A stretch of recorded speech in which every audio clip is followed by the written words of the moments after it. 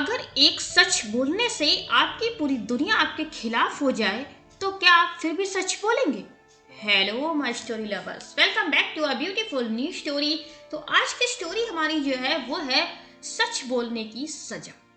उस दिन रमेश ने सिर्फ एक वाक्य बोला था, सादा सा बिना सजावट का सच, और उसी पल उसे समझ आ गया कि उसने बहुत बड़ी गलती कर दी है।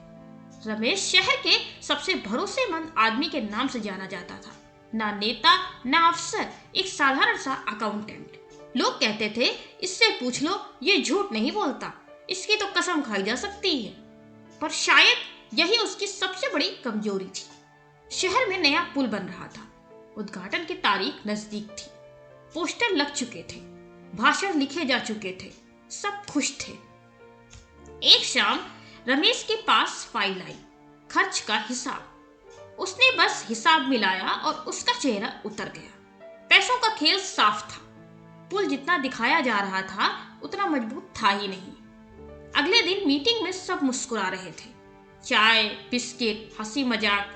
तभी रमेश ने फाइल बंद की और कहा, इस पुल में गड़बड़ी है, अगर ऐसे ही खोला गया तो हादसा हो सकता है। कमरे में एक सेकंड का सन्नाटा छा गया और फिर हंसी फूटी, पर वो हंसी खुशी की नहीं थी। अरे रमेश जी, आप भी ना इतनी छोटी सी बात का टेंशन ले रहे हैं, सब सेट है, ऊपर तक क्लियरेंस है।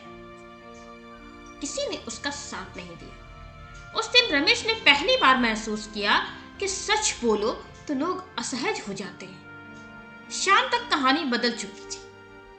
अब रमेश नकारात्मक सोच वाला, प्रोजेक्ट रोकने वाला, सबका दुश्मन बन चुका था। उसके फोन आना बंद हो गए, पड़ोसी नजरें चुराने लगे, ऑफिस में कुर्सी वही थी पर इज्जत गायब। 2 दिन बाद उसे बुलाया गया। नरम आवाज में कहा गया, देखो रमेश, सब कुछ ठीक चल रहा है, तुम सच बोलकर बेवजह परेशानी खड़ी कर रहे हो, थोड़ी समझदारी दिखाओ। रमेश समझ गया, उसे झूठ चाहिए था, एक छोटा सा झूठ कि वो बोल दे कि सब ठीक है, बस इतना। रात को वो सो नहीं पाया। उसे अपनी बेटी का चेहरा याद आया जो हर बात पर पूछती थी, पापा सच क्या है। उसे अपनी माँ की सीख याद आई, बेटा सच कड़वा होता है पर जहर से बेहतर। अगले दिन उसने रिपोर्ट सार्वजनिक कर दी। बस यहीं से असली सजा शुरू हुई। उस पर केस कर दिया गया, गलत जानकारी फैलाने का। नौकरी चली गई, दोस्तों ने फोन उठाना बंद कर दिया, रिश्तेदारों ने कहा, अरे थोड़ा झूठ बोल लेते तो तुम्हारा क्या चला जाता। शहर खुश था, पुल का उद्घाटन हुआ, तालियां बजी, लेकिन रमेश अकेला था। और फिर एक रात खबर आई, पुल का एक हिस्सा बैठ गया था।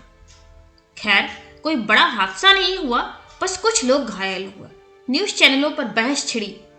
अचानक रमेश का नाम फिर लिया जाने लगा। अब सुर बदल चुके थे। उसने तो पहले ही कहा था, काश उसकी बात सुन ली होती। लेकिन रमेश खुश नहीं था। वह जानता था आज उसे सही कहा जा रहा है, कल फिर भुला दिया जाएगा। कुछ हफ्तों बाद केस चुपचाप खत्म कर दिया गया। कोई माफी नहीं, कोई धन्यवाद नहीं। एक दिन उसकी बेटी ने पूछा, पापा आपने सच बोलकर सब कुछ खो दिया, फिर भी आप खुश क्यों लग रहे हो। रमेश मुस्कुराया और बोला, क्योंकि मैंने अपने अंदर कुछ नहीं खोया।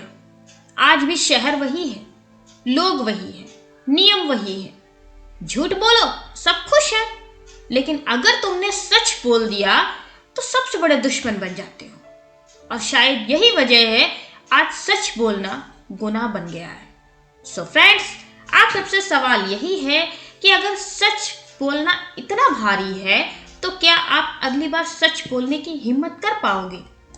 सो फ्रेंड्स, कमेंट करके जरूर बताएं आपको हमारी सुरु टीवीएस की स्टोरीज कैसी लग रही हैं और आपको पसंद आ रही हैं कि नहीं, और किस टॉपिक पर आप आगे स्टोरीज चाहते हो। प्लीज़ हमें कमेंट जरूर किया करें, हमें आपके कमेंट्स का इंतजार रहता है। फिर मिलेंगे ऐसी ही किसी नई कहानी के साथ। Thank you.